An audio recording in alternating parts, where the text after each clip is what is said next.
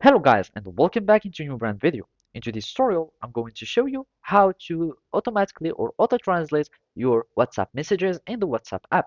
So make sure to watch the video to the end and follow these simple steps.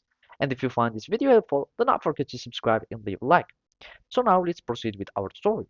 So here for this video, we are on the Help Center article of WhatsApp, and here we are going to learn how to translate the messages.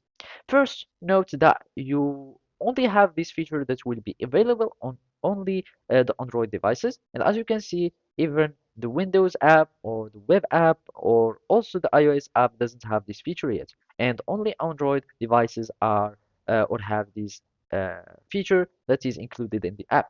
And simply to translate your messages, you will be needing to simply hold your or press hold your messages and then go to the translate option.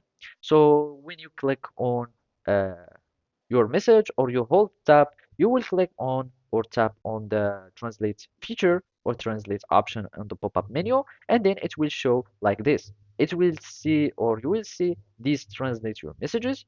You click on translate all new messages if you want the your whole conversation or your whole future conversation to be translated. You will need just to turn on this option. You click on select language, and then after selecting your language, you will need just to click on download. And by clicking download, you are downloading the registry of the language, so all your messages can be automatically translated. And by that, you will start having your conversation that will be successfully translated. And as you can see, by clicking on the download language, you tap on translate as we saw here after downloading, and you will have all your future messages that will be translated if you have enabled this option.